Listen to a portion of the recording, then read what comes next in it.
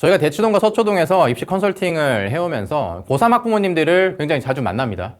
저희가 상담을 하면서 어머님들께 3년 전으로 돌아가면 뭘 바꾸고 싶냐라는 질문들을 종종 하는데, 많은 고3 학부모님들께서 공통적으로 하시는 이야기들이 있습니다. 그래서 오늘 그 얘기들을 좀 전해드리려고 하는데, 아직 우리 자녀가 고등학교에 올라가시지 않은 그런 학부모님들 또는 이제 고1, 2 학부모님들께서는 이 타임머신을 타고 돌아왔다고 생각을 하고 참고를 하시면, 우리 선배 고3 엄마들처럼 시행착오를 안 하실 테니까 오늘 얘기 잘 들어보시면 좋을 것 같습니다.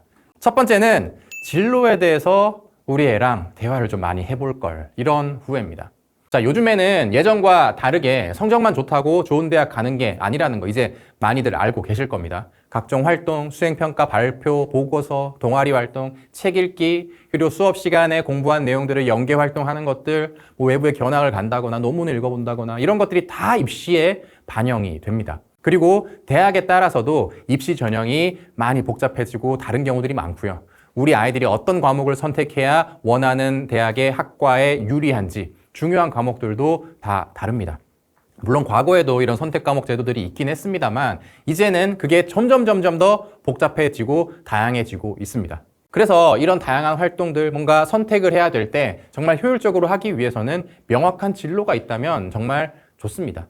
거기에 맞춰서 뭐 다양한 활동도 하면 되고 과목 선택도 하면 되고 책도 읽어보면 되니까요. 근데 그런 진로가 명확하지 않을 경우에는 많은 가능성을 열어두고 활동의 폭도 넓혀야 되고, 그러면 비효율이 발생할 수밖에 없죠. 그런데 막상 고등학교에 올라가면 공부하기도 바쁘고 활동하기도 바쁘고 정신없이 시간이 지나가기 때문에 이 진로에 대해서 우리 아이들이 고민할 여유가 별로 없습니다. 진로 같은 경우는 우리 부모님이 대화를 통해서 우리 아이들에게 많은 도움을 줄 수 있을 겁니다. 실제 인생 선배기도 하고요. 그리고 우리 아이들을 10년 넘게 키워오시면서 우리 애가 어떤 분야에 재능이 있고 어떤 부분을 좋아하는지 그런 것들을 우리 부모님만큼 잘 알고 계신 분들도 없을 거예요. 이 진로에 대해서 대화를 조금 더 해보신다면 나중에 고등학교에 올라가서 그때 좀 할 걸 이라는 후회를 좀 덜 하시게 될 겁니다. 지금 상상을 해보십시오. 지금 우리 애도 이런 대화하기 점점 꺼려 하는데 고등학교 고2, 고3 된 애들 잡고 공부하기 바빠 죽겠는 이런 친구들 잡고 너의 진로에 대해서 한번 깊이 있게 대화를 해볼까 하면 우리 애가 어떤 반응을 하겠습니까? 수많은 고3 학부모님들께서 그래서 조금이라도 어릴 때, 한 살이라도 어릴 때 좀 이런 거 대화를 해볼 걸, 이런 생각들을 많이 합니다. 이것저것 경험도 시켜주시고 우리 아이가 이것저것 찾을 수 있게 다양한 활동도 할 수 있도록 지원을 해주신다면, 지금 선행만 하는 게 아니라 그런 다양한 활동들을 같이 해본다면 우리 아이가 진로를 찾는 데 굉장히 도움이 될 거고요. 그리고 이런 간접적이긴 하지만 뭔가 진로를 찾기 위해서 부모님과 다양한 활동도 해보고 이런 생각도 해보고 내가 고민을 해보는 이런 과정 자체가 사실 실제 고등학교에 올라가서 학종을 위한 활동과 일맥상통합니다. 이런 것들을 간접적으로 부모님과 경험을 해봤을 때 고등학교에 올라가서도 우리 아이가 실제 활동을 하는데도 도움이 될 테니까, 이런 진로에 대한 고민, 진로를 찾기 위한 다양한 활동들 지금 중학교 때 조금 더 해보신다면 우리 아이가 고등학교 올라가서 조금 더 효율적으로 활동을 할 수가 있을 겁니다. 근데 이제 조심해야 될 거, 진로 고민하라고 했더니 이제 많은 어머니들께서 뭐 고민할 게 있나요? 판검사하고 의사하면 좋죠. 안정적인 직장, 그리고 돈 많이 버는 직장, 그걸로 이제 딱 정해서 가이드 주면 되는데 뭐 고민할 게 뭐가 있습니까? 라고 생각을 하시는데 그러면 안 됩니다. 실제 우리 아이가 어떤 일을 할 때 가장 행복할지를 고민해 봐 주시면 되겠습니다. 두 번째 고민은 생기부 준비 좀 미리 시킬 걸, 이런 후회입니다. 고3 학부모님들 중에서는 굉장히 많은 분들이 입시 컨설팅을 많이 받아보셨고 알아보신 경우들이 많습니다. 근데 고3 학부모님들께서 받는 입시 컨설팅은 어떤 거죠? 그렇죠? 지금 성적, 지금까지 만들어둔 이런 생기부 수준이면 어느 대학에 내가 지원을 할 수 있을까? 어느 정도 지원하는 게 최대치고 전략적으로 어디까지 지원을 해볼 수 있을까? 이런 컨설팅을 받는 경우들이 많죠. 자, 이런 컨설팅은 뭐죠? 이미 만들어진 걸로 최선을 선택하는 컨설팅이죠. 뭔가 나아지기 위한 컨설팅이 아니라 최악을 맞는 컨설팅인 경우들이 많습니다. 그래서 보통 이런 컨설팅을 받고 오면 어떻습니까? 비싼 돈 주고 이제 컨설팅을 딱 받았는데 듣도 보도 못한 대학에 지원을 하라고 하면서 이제 엄마랑 이제 손잡고 오면서 말수가 없어지는 그런 경우들이 많이 발생을 하죠. 그래서 고3 입시 지원을 앞두고 컨설팅을 받으신 이런 학부모님들께서 많이 하시는 이야기가 뭐냐면 차라리 컨설팅을 좀 미리 받을 걸. 미리 이 과목 선택이나 생기부 전략이나 어떤 선택 과목을 집중해야 되는지에 대해서 미리미리 좀 전략을 세워둘 걸. 이런 후회들을 많이 하십니다.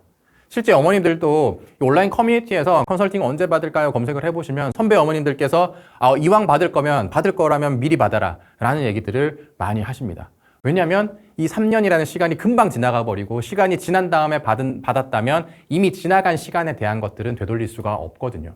그래서 컨설팅을 가장 효과적으로 이용하기 위해서는 미리미리 전략을 수립하고 준비하는 그런 컨설팅을 받아야 되는데, 컨설팅 중에서도 이제 미리미리 전략을 수립하고 준비해야 되는 것 중에 가장 큰 영향을 미치는 게 뭐냐면 이 생기부라는 겁니다. 이 생기부라는 것은 학생들마다 천차만별입니다. 내가 어떤 상황이고 무엇을 원하고 어디로 가고 싶으냐에 따라서 생기부는 전략이 학생마다 하나하나 다 다를 수가 있어요. 그래서 미리미리 내 생기부에 어떤 내용을 채워야 하는지를 미리 전략을 갖고 준비를 하고 계획을 세워둔 다음에 그 내용이 적히기 위해서 내가 어떤 활동을 할지를 찾아서 하는 방식으로 하면 훨씬 더 효율적으로 고등학교 생활을 할 수가 있게 되는 거죠. 그래서 고3 학부모님들께서 컨설팅 받을 거면 미리 할 걸. 그리고 컨설팅 중에서도 이 내 생기부에 대한 전략을 미리 좀 준비할 걸.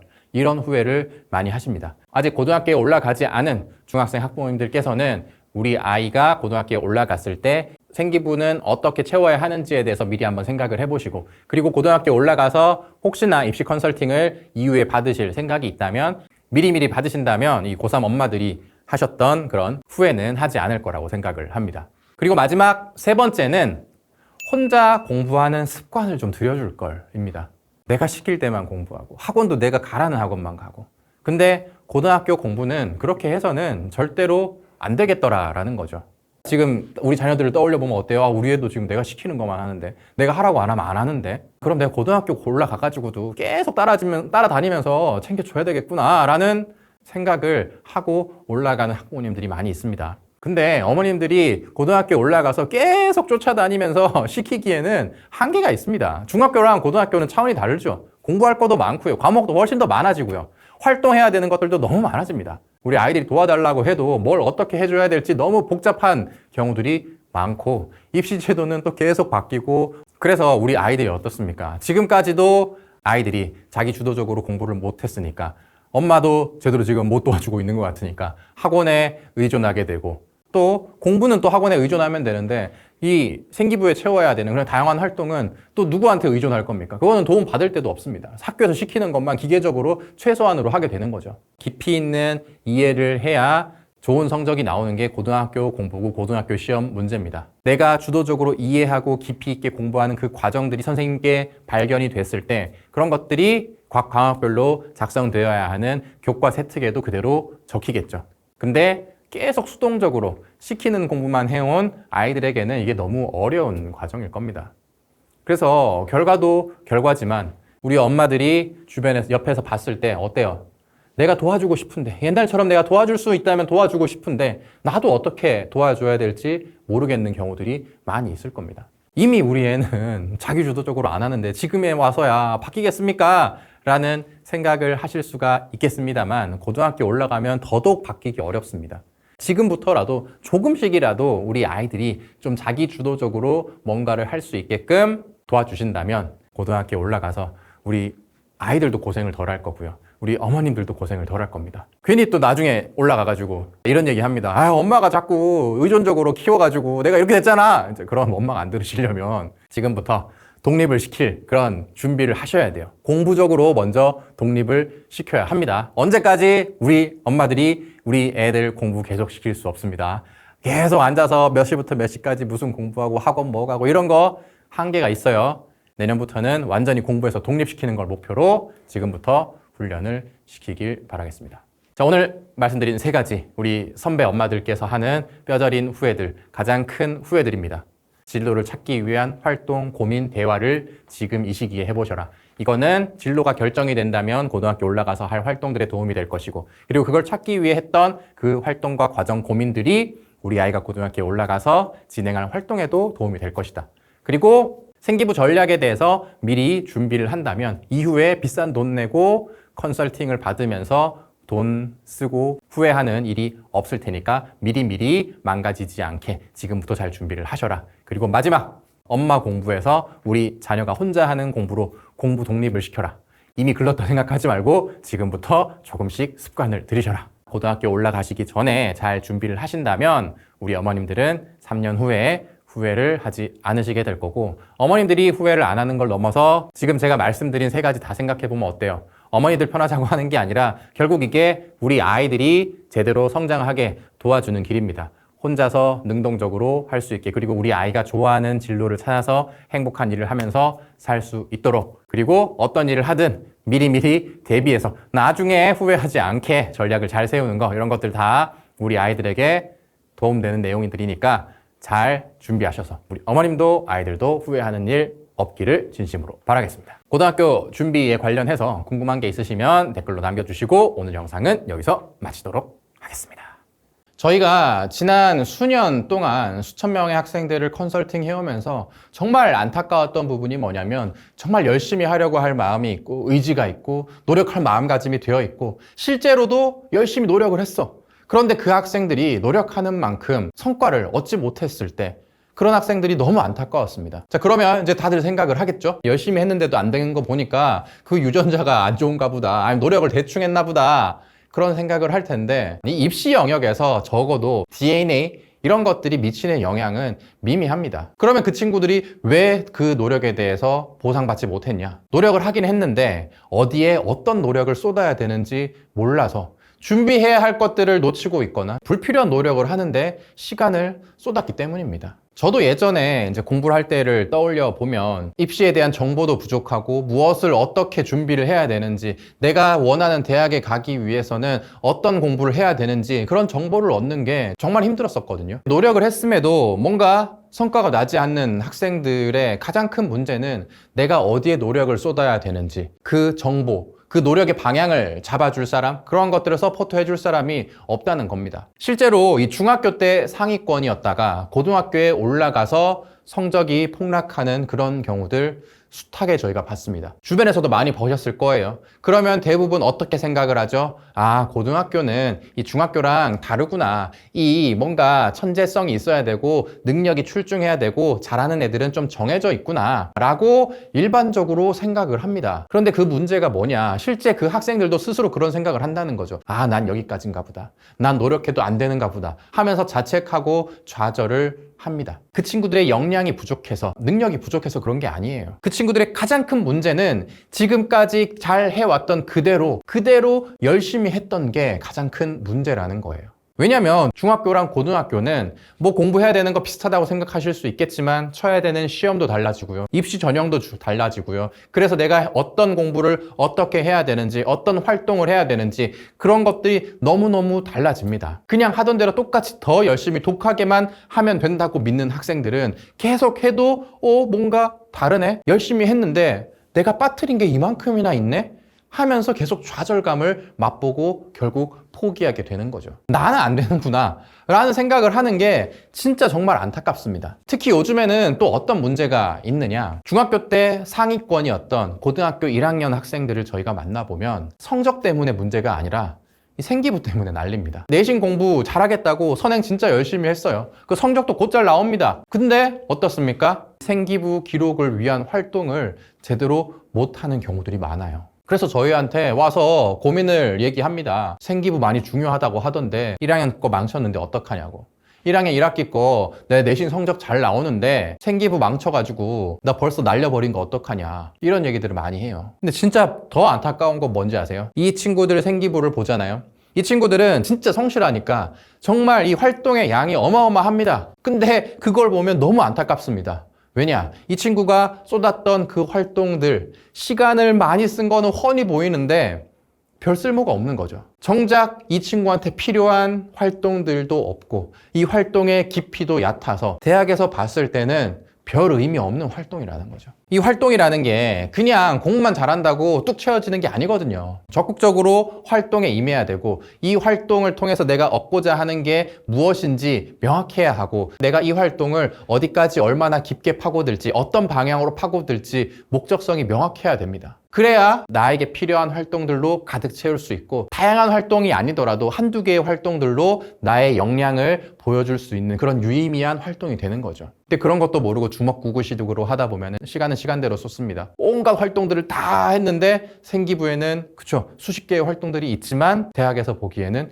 읽어볼 가치조차 없는 그런 활동들인 거죠. 근데 이런 학생들이 왜 이렇게 됐느냐? 어쩔 수가 없어요. 이런 상황이 오지 않으려면 예비 고1 때 미리미리 생기부 활동에 대해서 전략까지 대비를 해야 되는데, 사실 그게 누가 도와주지 않으면 혼자서 하기가 어렵습니다. 그리고 이걸 도움받을 수 있는 것도 사실 거의 없습니다. 그러니까 우리 학생들이 관심을 갖고 있다가도 정보가 없으니까 일단 당장 내가 할 수 있는, 그래도 손에 잡히는 선행만 제대로 하자라는 생각으로 열심히 예비 고1 시기를 보내고, 그렇게 올라가서 정보가 부족한 탓에 이 생기부를 망쳐버리는 경우들이 많습니다. 얼마나 안타까워요. 내가 뭘 해야 될지 몰라서, 어떤 노력을 더 해야 되는지 몰라서, 그것만 알았다면 더 잘 착실하게 준비해서 좋은 결과를 만들 수 있었을 텐데. 그래서 이제 저희가 이런 학생들을 어떻게 하면 도와줄 수 있을까라고 이제 생각을 하면서 많은 연구도 하고 리서치도 하고 했는데, 이 친구들을 도와주는 이런 서비스 자체, 정보 자체가 이제 거의 없더라고요. 왜냐면 이제 다들 관심을 갖고 있지 않으니까. 선행만 이제 잘 해도 돈은 되니까. 이 좀 기다리면 이 친구들이 다 망친 다음에 고1, 2가 돼서 생기부 들고 와달라고 하면 그때 봐주면 생기부는 되니까. 근데 사실 정말 필요한 거는 이 친구들이거든요. 미리미리 잘 준비만 한다면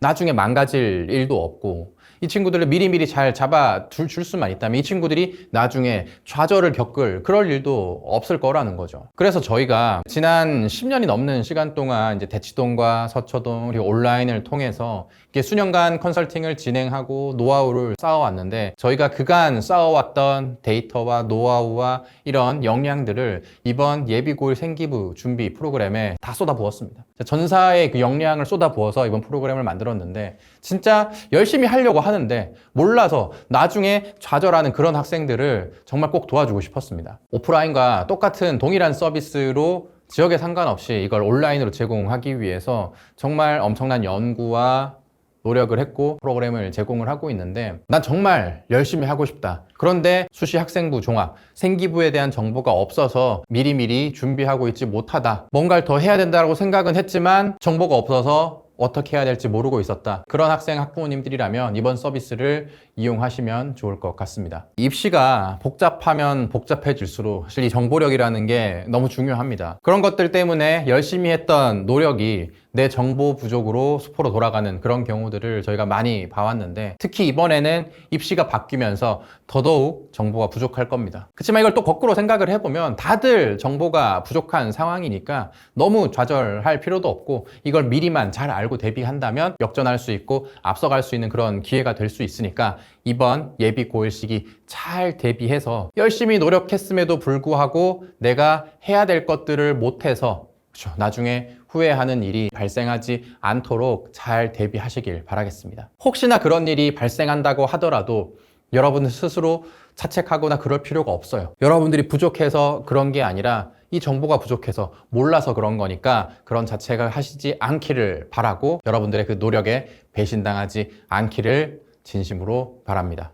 그리고 혹시나 이제 저희 프로그램을 이용하실 분들 중에서 이미 이제 주변의 도움과 이 정보를 통해서 미리 잘 대비를 하고 있으신 분들, 또는 혼자서 이 생기부에 대한 정보를 잘 파악하고 미리미리 어떻게 내가 고등학교에 올라가서 활동을 해야 되는가 전략을 잘 수립한 학생이 있다면, 그런 학생들은 다른 학생들을 위해서 이 프로그램에 등록하지 않기를 진심으로 바랍니다. 왜냐하면 이 프로그램이 1대1로 진행되는 프로그램이기 때문에 저희가 이제 무한정 받을 수가 없고 선착순으로 진행이 됩니다. 그래서 이미 잘 대비하고 있는 여러분들이 이 서비스를 등록하면 정말 필요한 친구들이 도움을 못 받게 되는 거니까 나는 좀 준비를 잘 하고 있다 라고 생각하시는 분들은 정말 필요한 친구들을 위해서 프로그램 등록은 하지 말고 혼자서 지금까지 하셨던 것처럼 잘 대비를 해주시길 바라겠습니다. 후회 없는 고등학교 생활 되시길 바라고, 그리고 나중에 돌아봤을 때 이 시기에 후회가 남지 않도록 이 예비고1 시기 잘 대비하시길 진심으로 바라겠습니다.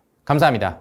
컨설팅을 저희가 하다 보면 지방에 있는 학부모님들이 굉장히 많이 있습니다. 그리고 비학군지 학부모님들께서 가장 힘들어하는 부분이 뭐냐면 아우 너무 정보가 부족하다. 우리 애들 정말 힘들게 공부하는데 내가 도와주고 싶은데 뭘 어떻게 도와줘야 될지 모르겠다. 주변을 둘러봐도 입시에 대한 정보를 습득할 기회도 적고 관심도도 좀 떨어지는 것 같고 어디에 학원을 찾아봐도 뭔가 전문가스럽지 않고 그래서 무엇을 어떻게 도움을 줘야 될지도 모르겠고 우리 아이 어떤 전략으로 어떤 전형으로 대학에 보내야 되는지에 대해서도 감을 잡기가 어렵다라는 말씀을 많이 하셔가지고 그래서 오늘 영상에서는 큰 방향성을 한번 제시를 해드리도록 하겠습니다. 물론 지방 일반고의 학생이더라도 오늘 제가 말씀드리는 내용에 100% 해당되지 않을 수는 있겠지만 아마 적어도 80% 이상의 학생들에게는 적용될 수 있는 내용입니다. 왜 지방 일반고 학생들은 수시를 중심으로 준비를 해야 하는지 그래서 무엇을 어떻게 대비를 해야 하는지에 대해서 설명드리도록 하겠습니다. 첫 번째 이유, 내신 경쟁이 수월합니다. 너무 당연한 얘기긴 하지만 지방의 일반고 같은 경우에는 뭐 대치동 학군지 이런 교육익열이 높은 곳에 비해서 내신 경쟁이 상대적으로 덜 치열합니다. 물론 우리 아이들의 수준에 따라서 이게 뭐 절대적으로 쉽다라고 말씀을 드릴 수는 없겠지만 상대적으로 비교해 봤을 때는 훨씬 더 적은 노력으로 높은 내신 등급을 받기가 유리한 것은 사실입니다. 물론 전교권에서 1, 2, 3등 하면서 최상위권을 찍는 거는 일반고에서도 뭐 쉬운 건 아닙니다만 다른 학군지에 비해서는 어느 정도 순위권까지 어느 정도 좋은 성적을 받아서 1등급대를 유지하는 것은 훨씬 수월합니다. 자, 그러면 어때요? 내신 받기가 수월하다. 내신으로 대학 가는 전형이 수시죠. 수시로 대학을 가셔야 됩니다. 여기까지는 뭐 다들 알고 계실 거예요. 근데 여기서 한 발 더 나가셔야 돼요. 이 전체 대학 기준으로 봤을 때 수시로 모집하는 학생 수가 훨씬 더 많고요. 그 중에 가장 많은 비중을 차지하는 것이 학생부 교과입니다. 그래서 수많은 학생들이 내신 성적만 잘 받기 위해서 노력하고 있고 대부분의 지방 일반고에서도 우리 학교는 내신 교과로 대학 보낸다라는 게 디폴트로 깔려 있는 경우들이 많아요. 그런데 상위권 대학으로 가면 갈수록 학생부 교과가 아니라 학생부 종합의 비중이 커집니다. 학생부 종합은 내신 성적만 보는 게 아니라 생기부를 같이 반영하는 전형입니다. 자, 그런데 아까 앞서 말씀드렸던 것처럼 일반고에서는 대부분 교과로 가기 때문에 학교에서 생기부에 크게 신경을 안 쓰고 활동도 다양하지도 않고 선생님들도 열심히 기록해주지 않는 경우들이 너무나 많죠. 내신 성적만 그냥 적당히 받아 우리는 교과로 보내니까 대부분의 학생들이 생기부에 대해서 크게 생각을 안 하고 있는 경우들이 많은데 이제 고등학교에 올라가는 우리 학생들은 내신의 변별력이 떨어지기 때문에 학생부 교과에서도 생기부를 반영하는 경우들이 많을 것이고 그리고 좋은 대학을 가려면 앞서 말씀드렸던 것처럼 생기부를 준비해서 학생부 종합을 노려야 됩니다. 명문대에서는 학종을 많이 보고 학교에서는 준비해 주지 않고 그러면 방법은 뭡니까? 우리 아이들 스스로 준비하도록 시켜야 합니다. 내신 경쟁이 수월한 만큼 최대한 노력을 해서 빠르게 내신 성적에서 우위를 점한 다음에 학생부 종합을 위한 활동을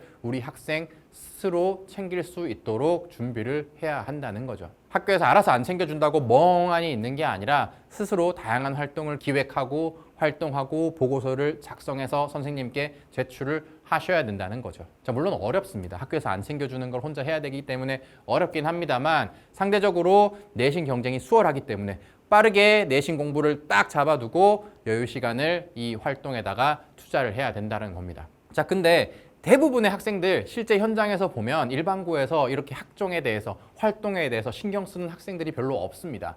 자, 그렇다면 우리 아이가 열심히 준비해서 활동을 하고 그게 선생님께 관찰이 되고 내가 보고서를 잘 작성해서 선생님들이 잘 복붙해서 쓸 수 있도록 제출을 한다면 우리 아이의 생기부는 훨씬 더 좋아질 수 있다는 거죠. 그런데 이 생기부 같은 경우는 우리 학생들이 혼자서 전략을 수립하고 하기가 쉽지는 않습니다. 그래서 우리 부모님들께서 생기부 활동을 위한 전략을 수립해 주시고 도움을 주시는 게 좋겠습니다. 물론 이것도 정보가 부족하셔가지고 우리 어머님들께서 어떻게 도움을 주셔야 될지 어려움이 있으시겠지만 저희 스터디 코드에 업로드되는 영상들만 잘 보셔도 고등학교 생기부가 어떻게 구성이 되어 있는지 그래서 어떻게 준비를 해야 하는지 관련된 컨텐츠들이 계속 올라오고 있으니까 그 영상들을 참고를 해보시고요. 자, 두 번째는 정시는 답이 없습니다. 지방 일반고에서도 정시로 좋은 대학 가는 경우들 없지는 않습니다.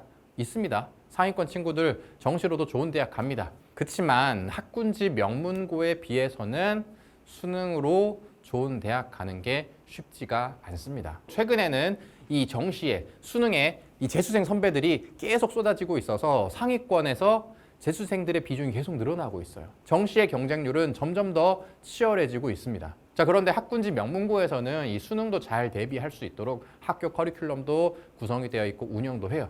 수업에서 계속 수능식 훈련도 진행을 합니다. 그렇지만 우리 일반고에서는 대부분 수시로 보내는 전략을 쓰고 있기 때문에 정시에 신경을 덜 쓰는 것이 사실입니다. 그래서 학교 수업에서는 정시와 상관없이 그냥 내신 점수 중심으로 운영이 되니까 학교에서는 정시 대비를 못하고 그럼 따로 정시를 준비를 해야 되는데 그만큼 시간적으로 비효율이 많이 발생할 수밖에 없어요. 그리고 명문고 같은 경우에는 상위권을 목표로 정시를 준비하는 친구들도 많이 있습니다만 지방 일반고에서는 상대적으로 부족하죠. 물론 정시 파이터들 외치는 친구들 있지만 그 친구들 대부분은 이런 말하긴 그렇지만 요즘 말로는 허수가 많아요. 내신 그냥 하기 싫으니까 정시 파이터 하겠다고 뒤로 미루는 그런 친구들이 많습니다. 정시같이 장기간으로 대비하는 시험에 있어서 러닝메이트, 경쟁자들이 있고 없고도 큰 차이인데 지방 일반고에서는 상대적으로 정시를 제대로 준비하는 친구들도 부족하기 때문에 명문고 학군지에 있는 친구들에 비해서 불리할 수밖에 없습니다. 그래서 지방 일반고에서는 일반적인 케이스에서는 수시로 대학을 가는 편이 훨씬 더 유리하다고 말씀을 드리는 겁니다. 자, 그렇다고 물론 수능 벌이라는 거 아닙니다. 수시 교과 전형에서 수시 최저도 있고 정시 전형도 명문대 기준으로는 40%가량 되기 때문에 포기해서는 안 되는 부분이기는 합니다만 확률적으로는 수시가 가능성은 더 좋다. 선택과 집중을 하자면 수시 쪽에 비중을 두고 전략을 수립하는 편이 훨씬 더 확률은 좋을 거다라고 말씀을 드리겠습니다. 지방 일반고 자녀를 둔 우리 부모님들께서 우리 아이들 왜 수시를 메인으로 준비시켜야 하는지 그 이유에 대해서 크게 두 가지 설명을 드렸습니다.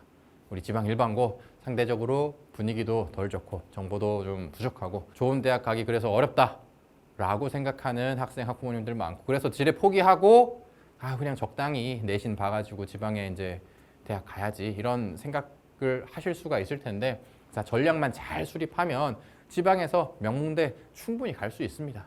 매년 지방에서도 명문대 가는 친구들 있잖아요. 주변에도 다 들어왔잖아요. 그게 우리 애가 될 수도 있습니다. 충분히 잘 대비하고 포기하지 않고 전략적으로 잘 대비를 한다면 수시 학종에서 좋은 결과를 만들어낼 수가 있을 테니까 잘 준비하시길 바라겠습니다. 내신 성적만 잘 대비하면 되는 게 아니라 생기부 활동까지 어떻게 채워야 할지 전략도 잘 수립하고 선생님께 잘 관찰이 되고 기록되도록 잘 신경을 쓰시면 되겠습니다.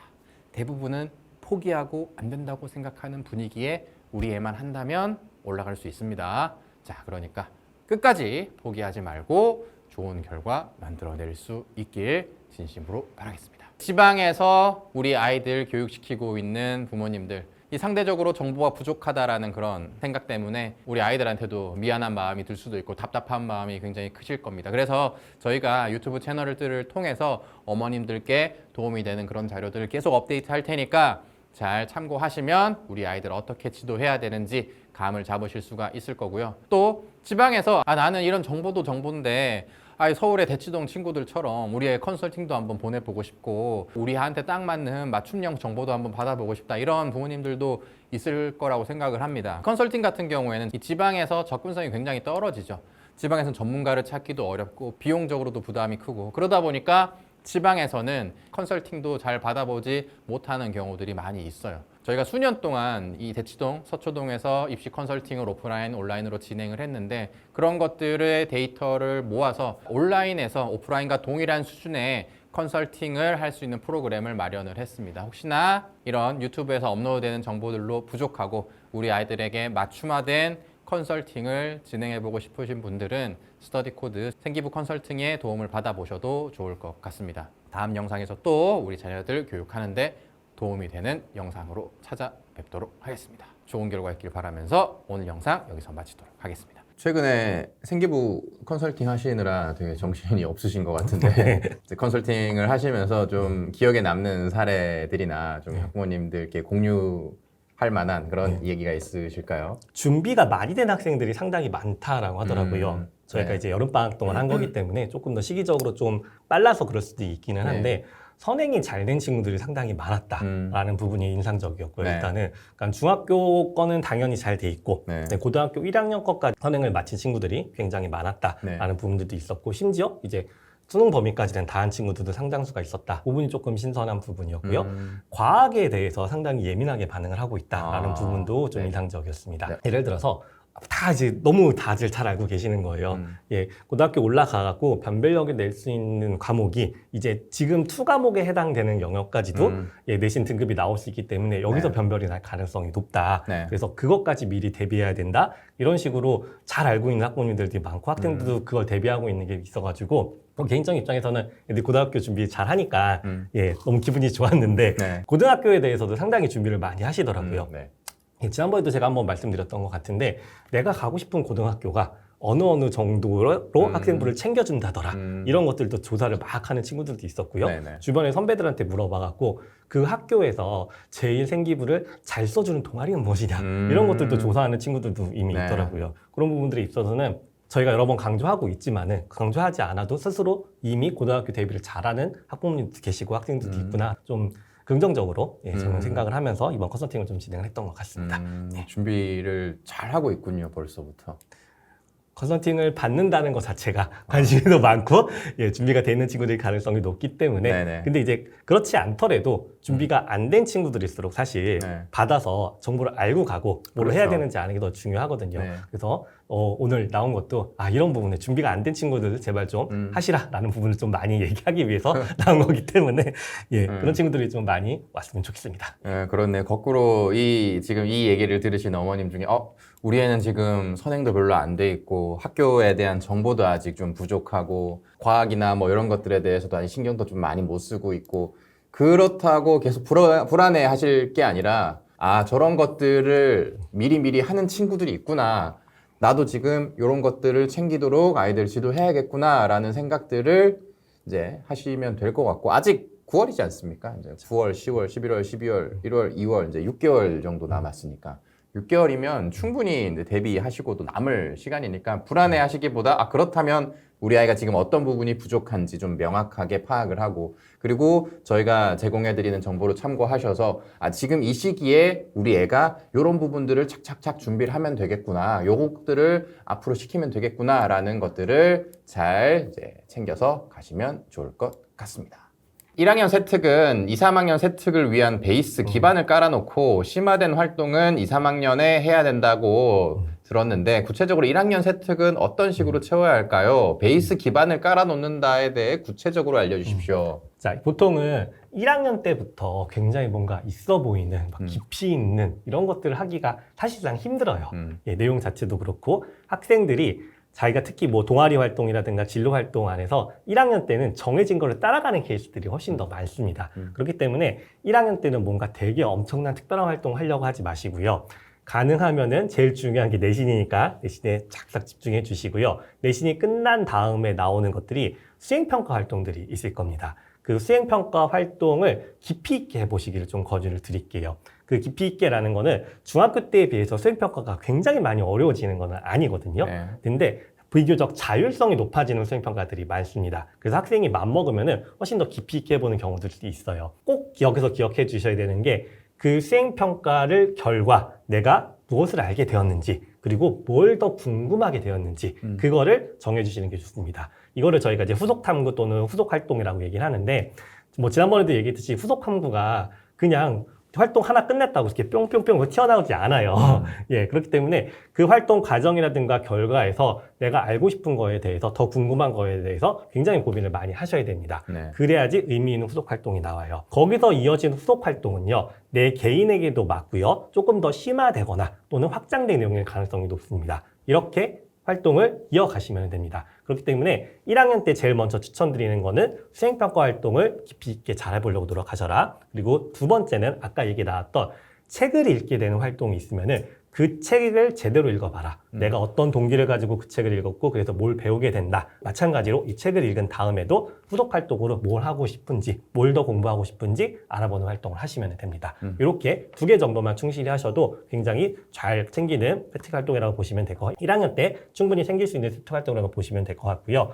굳이 더 하나 더 얘기를 드린다면은 가능하면은 교과목에 대한 궁금증을 많이 가지셨으면 좋겠습니다. 예, 내가 수업 받은 내용 중에서 궁금한 거를 어떻게 해결할 것인가, 또는 선생님이 제시한 탐구 활동이라든가 발표 활동 안에서 내가 궁금한 거라든가 알아보고 싶은 부분이 있으면은 그거를 적극적으로 하셔도 충분합니다. 그 정도만 하셔도 나중에 거기서 이어지는 탐구 후속 활동으로 2, 3학년 때 세특을 훨씬 더 풍부하게 만드실게 되고요. 제가 이 컨설턴팅 할 때는 실제로 얘기했는데 이렇게 만들어지는 후속 활동이 4, 5개 정도만 되잖아요. 그러면은 내신 성적이 물론 받쳐주고 수능체도 맞춰진 상태에서는 최상위권 대학 가는 경우를 굉장히 많이 봤습니다. 예, 그렇게 활동을 이어가시면 되기 때문에 1학년 때는 베이스를 만드는 그런 활동들 해주시면 좋을 것 같습니다. 네, 그걸 위해서 사실 지금 말씀하신 그 활동을 지금 중학교 3학년 마지막 좋은 기회입니다. 지금 연습을 해야 돼요. 지금 그 학교에서 뭐라도 시키면 혼자서 활동 구상을 해보고 지금 책을 하나 읽어보면서 내가 여기서 후속 활동을 한다면 어떤 걸 할 수 있을까? 지금 배우는 내용을 배우면서 내가 요거 좀 궁금증을 갖고 딴 거 어떤 거 활동을 해볼 수 있을까? 지금 테스트를 해볼 수 있는 정말 좋은 기회입니다. 저희가 이제 학종도 선행을 해라고 하는 게 이런 활동을 지금 미리 해볼 수가 있잖아요. 중학교 생기부 아무 의미 없죠. 그렇지만 이런 활동들을 미리미리 한번 경험을 해보고 연습해보고 생각해보고 거기서 말했던 후속 활동이라는 게 이런 거구나. 이런 것들을 미리 한번 해보는 것만으로도 엄청나게 큰 도움이 될 겁니다. 좀 시간적으로도 여유 많지 않습니까? 그럼 책도 한번 읽어보면서 나중에 고등학교 올라가면 이런 부분 읽고 이렇게 확장시켜가면 되겠구나. 이런 생각들을 할 수 있다는 거죠. 학부모님들도 자연스럽게 주말에 다양한 활동들을 하면서 교과 내용이랑 연결돼 있는 활동들을 붙여준다? 그러면 우리 친구가 고등학교 올라가서 활동을 잘 할 수 있는 기반을 지금부터 만들어 줄 수가 있으니까 지금 곧 중학교 3학년 마지막 남은 이 시기를 학생부 선행하는 그 준비 기간으로 삼아 보시면 고등학교 1학년 올라가서 세특 베이스 잘 챙기실 수가 있을 겁니다. 자, 고등학교 1학년 올라가시면요. 네. 3, 4월 달에 제일 중요한 거는 첫 번째 중간고사를 준비하시는 겁니다. 네. 자, 중간고사 잘 보시고 나서 최선을 다해서 그 다음에는 수행평가라든가 활동이라든가 비교과 내용들이 막 쏟아질 거예요. 보통 이제 5월, 6월 기말고사 보기 전까지는 그 비교과의 시즌이라고 합니다. 자, 그때 여러 가지 활동을 막 있어 보이는 활동을 막 해보려고 억지로 하지 마시고요. 나오는 수행평가에 일단 집중해 주세요. 그 수행평가를 깊이 있게 하시려고 노력을 해주시고 그 수행평가가 하는 과정에서 내가 뭘 더 궁금해하는지, 뭘 더 알고 싶은지, 다음에 해보고 싶은 탐구활동이 뭔지를 찾으셔야 됩니다. 그렇게 해서 그 활동들을 2학년, 3학년 또 아니면 다음 학기에 이어가시면 되는 거예요. 네. 그렇게 해갖고 세특 활동에서 이어진 활동이 점점 깊이를 높이게 또는 점점 더 확장되게 만들어주시면은 아주 좋은 생기부가 된다라고 정리를 해드릴 수 있을 것 같습니다. 고등학교 올라가서 내가 세특 활동 어떻게 할지 지금 미리미리 준비하고 전략까지 잘 수립을 하시면 만점짜리 생기부를 만드실 수가 있을 겁니다. 이게 어떤 친구가 저한테 이거를 자기가 1학년 때 뭐 할 거고요, 2학년 때 뭐 할 거고요, 3학년 때 뭐 할 거고요, 이거를 다 정해온 친구가 있더라고요. 예, 실제로 그 정도까지 생각하는 친구들도 있습니다. 근데 그렇게 실제 상황에서 그렇게 안 될 가능성이 높기 때문에 미리 정하는 것까지는 권유드리지는 않겠지만은 1학년 때 그 시작되는 활동 자체로서 후속 탐구 이어가시는 거는 꼭 기억해 주셨으면 좋겠습니다. 5등급 되니까 내신 변별력이 떨어져서 다른 걸 많이 볼 거예요. 내신은 별로 중요하지 않다 이제. 내신 변별력 떨어지니까 내신 잘 못 봐도 된다. 일반고 최상위권 아니면 희망이 없나요? 갑반고에서 꼴등하면 정시로도 안 되나요? 5등급제에서 2.1, 2.3 이렇게 된다고 하면은 어느 정도 대학을 라인을 잡아야 되나요? 뭐 라인으로 말씀드리면은 라인 정도부터 아마 시작되지 않을까라고 싶은데 내년부터 네.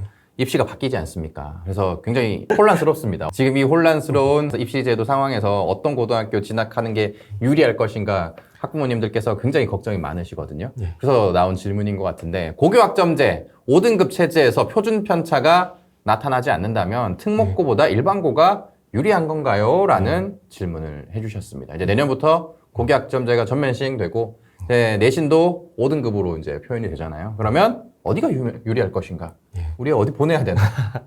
학생 상황에 따라서 이게 너무너무 달라지는 부분이 있는데 예전에 이제 표준 편차에 대해서 입학사정관님들이 전반적으로 이렇게 쭉 보고 이 학교는 어느 정도 수준의 학교다라는 거를 판단을 지금도 하고 있으세요.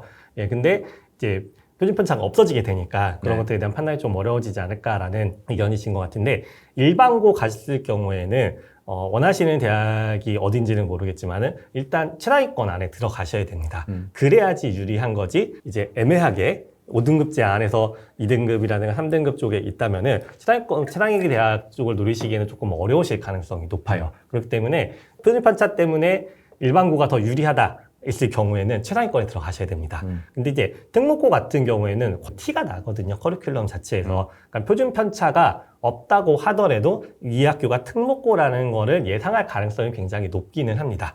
예, 그리고 그 친구들이 뭐 표준 편차 말고도 여러 가지 활동들에서도 티가 나는 경우들이 있거든요. 그렇기 때문에 특목고가 유리하고 일반고가 불리하다, 특목고가 불리하고 일반고가 유리하다라고 정확히 나눠서 말씀드릴 수는 없겠지만은 특목고를 간다고 해서 표준 편차가 없어져서 그렇게 불리하지는 않을 거다라고 정도는 말씀드릴 수 있을 것 같습니다. 그리고 오히려 이제 특목고 가면 내신 경쟁이 이제 일반적으로는 치열하지 않습니까? 그러면 이제 1등급의 범위가 과거에 비해서 확 늘어나잖아요. 그 특목고에 갔을 때 경쟁이 치열해서 1등급을 못 받을 친구들이 과거에 비해서는 1등급을 더 많이 받을 수 있을 테니까 그 편에서는 특목고가 조금 더 유리한 측면이 있을 수 있을 것 같고 이제 질문 중에 그런 내용들이 있었는데 5등급 체제 되면 1등급 받는 게 중요한가요? 중요하죠, 당연히. 예. 이제 오해할 수가 있으신 게 5등급 되니까 내신 변별력이 떨어져서 다른 걸 많이 볼 거예요 라고 얘기를 해서 그러면 내신 별로 안 중요한가 보다. 이렇게 또 이해를 하실 수가 있을 것 같은데 그 상황에서도 1등급을 못 받았다. 그러면 다른 걸 볼 여지도 없죠. 내신 성적은 무조건 최대한 잘 받기 위해서 노력을 하셔야 되고 그걸 이제 보완하기 위해서 생기부나 다른 것들도 이제 같이 준비를 하셔야 된다는 거지. 내신은 별로 중요하지 않다, 이제. 내신 변별력 떨어지니까 내신 잘 못 봐도 된다. 이게 절대로 아닙니다. 왜냐면 5등급 체제 안에서 내신 변별력이 떨어지긴 합니다만 성적은 당연히 이제 어딜 가든 최상위 등급을 받기 위해서 노력을 하셔야 되는 거고 부가적으로 생기부나 다른 활동들 잘 챙기셔야 된다라는 것까지 이해를 하시면 되겠습니다. 실제로 10%가 1등급도 쉽지 않습니다. 그렇죠. 이게 쉬운 게 아니에요. 그것만으로도 꽤 많이 대학 입시 경쟁에 더 상위에 들어가실 수 있으십니다. 그렇기 때문에 1등급 지키려고 좀 노력을 해주시면 좋을 것 같습니다. 관련돼서 이제 일반고 학부모님들께서 좀 걱정이 되시는 것 같은데 네. 일반고 최상위권 아니면 희망이 없나요?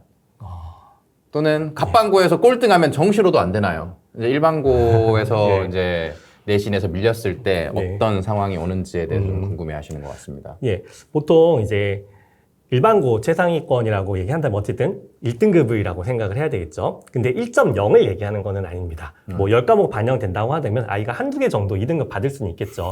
너무 쉽게 얘기하시는 거 아닙니까? 그랬을 경우에 어느 정도까지는 커버가 될 수가 있어요. 근데 제가 얘기하는 거 이제 밀렸다라고 하는 부분에 있어서는 아이가 앞에가 일자리가 바뀌었어.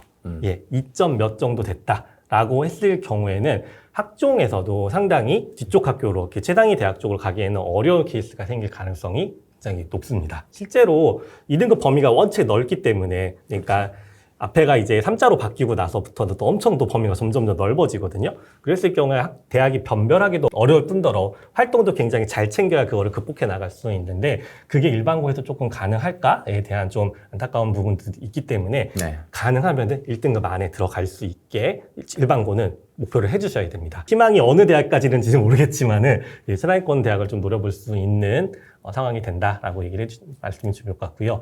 갑반고에서 꼴등할 정도면 정시로도는 안 되나요? 라는 부분에서 내신과 정시가 정시 준비는 별도기 때문에 네. 예, 그거에 큰 영향은 없을 것 같습니다. 네. 보통 그래도 갑반고 같은 경우에는 나중에 시간이 지나게 되면 정시를 준비하는 친구들이 많기 때문에 학교에서도 정시를 준비할 수 있는 커리큘럼을 많이 짜주시는 경우들이 있어요. 그런 경우에는 뭐 꼴등 내신과 상관없이 예, 정시로 좀 준비하시면은 갑반고 다니시는 게 크게 도움까지는 잘 모르겠지만 어쨌든 일반고보다는 손해되지는 않는다라고 말씀드릴 수 있을 것 같습니다. 네, 답변이 되었을 것 같습니다. 사실 비율만 생각해 보면 상위 뭐 15개 대학 정도 들어가려면 퍼센트로 따지면 10% 안에는 들어가야 되는 거잖아요. 그렇죠. 1등급이 10%니까 그것만 계산해봐도 1등급이 넘어가면 사실 네, 이름 들어본 상위 15개 대학은 쉽지가 않다라고 생각을 하셔야 될 것 같습니다. 근데 마침 이거랑 비슷하게 네. 앞에 이제 2등급대가 5등급제에서 2.1, 뭐 2.3 이렇게 된다고 하면은 어느 정도 대학을 라인을 잡아야 되나요? 뭐 이런 질문이 있었거든요. 네. 근데 이제 예측치입니다. 아까 제가 초반에 말씀드렸듯이 내신이 계속 지금 변동이 있는 상황이라서 그 상위 15개 대학은 조금 어려우실 수가 있습니다. 앞에 2자리가 들어갔을 때는요. 근데 그러면 어느 정도 생각하셔야 되냐면은 뭐 라인으로 말씀드리면은 광명상가 라인 정도부터 아마 시작되지 않을까라고 싶은데 거기도 학과에 따라서 지금 그 점수대보다 조금 더 앞쪽인 경우들이 많이 있거든요. 그렇기 때문에 가능하면은 일반고어 같은 경우에는 상위 15개 대학 목표를 하신다라고 하면 앞에 일자를 잃어버리지 않게 챙겨주셨으면 좋겠습니다. 독서 활동에 대한 질문인데 고등학교에서 생기부에 독서가 들어가는데 독후감을 바탕으로 작성이 되는 건가요? 책을 무조건 다 읽어야 생기부에 작성이 되는 건가요? 독서가 생기부에 기록되는 과정이 궁금합니다. 정확히 말씀드리면은 독서한 내용을 생기부에는 기록이 됩니다. 리스트 형태로 기록이 되는 것도 있고요. 세부 능력 및 특기사항이라고 해가지고 과목 안에 세특에도 기록이 되는 것도 있고요. 동아리라든가 자율활동이나 진로활동 안에서도 기록이 되는 경우들이 있습니다. 근데 그 중에서 리스트로 기록되어 있는 부분을 대학에서 보지 못하는 것 뿐이에요. 그렇기 때문에 세부 능력 및 특기사항, 창체활동에 들어가는 책들은 대학에서 충분히 평가한다라고 보시면 됩니다. 자, 그러면은 이 책이 어떻게 읽게 되는지라고 보면은 학교에서 독서 프로그램을 가지고 있는 경우들이 굉장히 많아요. 우리 학교 입학하는 애들한테는 이런 식으로 독서 교육을 시킬 거고 그게 과목과 연관되어 있으면 그 과목 세특에 들어가는 경우가 있고요. 아니면은 진로활동이나 자율활동 안에 기록되게 되어 있는 경우들도 있습니다.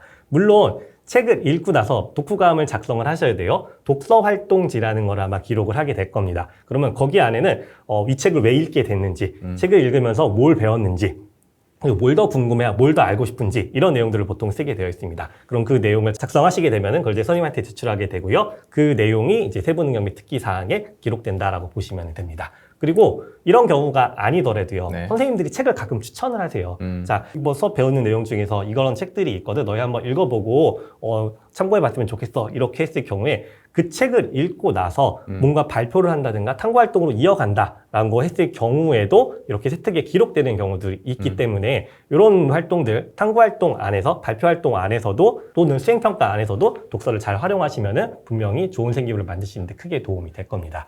자, 그리고 학생들 많이 하는 거 무조건 다 읽어야 되나요? 제가 저거를 이제 추가로 네. 질문을 드리고 싶었는데 네. 요 질문을 한 이유 자체가 네. 책을 끝까지 안 읽고 네. 독후감을 바탕으로 기록지로 평가를 한다면 네. 내가 적당히 보고 나서 네. 이렇게 아니면 인터넷에 이제 구글링 해보면 네. 나오지 않습니까? 그렇죠. 그거를 좀 이렇게 쓰면 그것도 네. 이제 다 반영될 수 있는 거 아닌가라는 이제 얄팍한 생각을 저뿐만 아니라 많은 학생들이 하는 것 같습니다. 예. 물론 반영이 되는 경우들도 있습니다. 실제로 학생들 만나갖고 인터뷰 해보면은요, 발췌독했는지 아니면은 완독했는지를 물어보는 경우들이 있어요, 제가. 그러면은 한 50대 50으로 나옵니다. 그럼 발췌독한 친구들한테 너 왜 그러면 발췌독했니? 라고 물어봤을 때 내가 궁금한 부분을 집중적으로 찾아봤어요. 이런 답변이 훨씬 더 많았습니다. 그렇기 때문에 발췌독을 하셔도 상관없을 수 있어요. 예, 근데 그 발췌독했을 경우에는 내가 그 책을 읽는 목적이 있었을 거 아니에요? 어떤 궁금증을 가지고 읽었을 텐데 그거를 충분히 해소될 수 있을 정도로는 발췌독을 하셔야 됩니다. 독서활동 기록지 같은 경우에다든가 아니면 탐구활동 연관될 때도 연관되어 쓰여질 수 있기 때문에 그 정도까지는 읽으셔야 된다라고 말씀드리겠고요. 가능하면은 완독하실 것을 많이 추천드리는 편이기는 합니다. 학생 입장에서 그러면 조금 적당히 읽고 다 읽었냐 물어보면 저는 딱 네. 필요한 것만 발췌독했습니다. 저는 그 부분이 너무 알고 싶었거든요. 라고 답변을 하면 네. 될까요? 저는 거기도 더 붙여서 네. 만약에 진짜 솔직하게 그렇게 얘기할 경우에는 네. 저는 이 부분이 궁금해서 이 책을 찾아서 통화를 읽었습니다. 그리고 읽고 나서 뭘 알게 되었고요. 그리고 나서 또 어떤 부분이 궁금해서 그렇죠. 다른 독서도 하게 됐습니다. 이런 식으로 독서 활동을 통해서 내 지적 호기심을 계속 해결해가는 모습. 예, 서울대학교가 너무너무 사랑하는 모습이거든요. 예, 이런 모습들을 보여주는 독서를 해가시기를 당부드리도록 하겠습니다. 네, 지금 말씀하신 게 저희가 생기부 컨설팅 할 때도 계속 강조드리는 건데 어떤 활동 하나에서 그냥 딱 끝나는 게 아니라 그 독서를 할 때도 발췌독을 하더라도 어떤 목적을 갖고 발췌독을 하고 책을 읽은 다음에 내가 뭐 한 페이지를 읽었더라도 그 부분을 보고 내가 어떤 영감을 받아서 다음 활동으로 또 연결을 시키고 이런 것들이 굉장히 중요하거든요. 저희가 컨설팅 할 때도 이런 부분들을 잘 챙길 수 있도록 저희가 지도를 하는데 양만 채우려고 하지 말고 이제 이런 흐름, 스토리를 만드는 데 집중을 하시면 책 읽는 시간을 뭐 적게 쓰더라도 효율적으로 생기부를 잘 완성을 시킬 수가 있으실 것 같습니다. 실제로 독서활동 리스트가 대학에서 못 보게 하는 것도 그런 이유가 있어요. 학생들이 리스트에 많은 책을 써야 되는 것들에 대한 부담이 있었기 때문에 그거를 아예 못 보게 한 거고요. 예, 읽을 때 좀 너한테 의미 있는 책들을 잘 읽어라. 많지는 않아도 되니까 그런 의미에서 생기부에 기록되어 있는 독서들만 평가하는 것도 있거든요. 그러니까 뭐 10권도 괜찮고요. 좀 많게는 15권 정도까지도 괜찮습니다. 3년 동안에 그렇게 본인한테 의미 있는 책들을 그 정도 숫자는 만들어 보시기를 권유드리도록 하겠습니다. 15권이면 1년에 5권만 읽으면 되니까 세 달에 한 권 정도만 읽으면 뭐 충분히 할 수 있습니다. 예, 그리고 실제로 학교에서 책 읽을 시간 주는 경우들도 있어요. 네. 예, 그렇기 때문에 그 시간에 좀 집중 투자해서 읽으시면은 네. 또 아주 많이 부담이 되지는 않을 거고 학생부 종합전형 준비하는 친구인데 책 읽는데 꼼수를 부릴 거예요 라고 한다는 거는 네. 학생부 종합전형을 준비할 수 없는 아이입니다. 예, 그 아이는 그걸 과감하게 내심과 정시로 예, 그 방향을 돌리시기를 좀 가격하게 얘기하도록 하겠습니다. 그리고 이제 실제 면접 때 그 내용을 물어보는 경우도 있지 않습니까? 예, 땡기부 기록에 어떤 책을 읽고 이런 것들을 느끼고 뭘 깨달음라고 했을 때 이제 조금 예리하신 분들은 이 책을 내가 다 안 읽을 것 같았다라는 느낌이 있으면은 이거 말고 그 책에서 너한테 의미 있었던 부분이 무엇이니? 더 궁금하고 싶었던 부분이 무엇이니? 이렇게 물어보는 경우들도 있습니다. 흔하지는 않지만 그런 독서에 관련된 질문을 하는 경우가 있기 때문에 그런 것들을 대비하기 위해서 학생들이 실제 면접 들어가기 전에 자기가 읽었었던 책들 다시 다 리뷰하는 경우들도 있거든요. 예, 그렇기 때문에 그냥 한번 읽을 때 좀 잘 읽어주시면 좋을 것 같습니다. 예.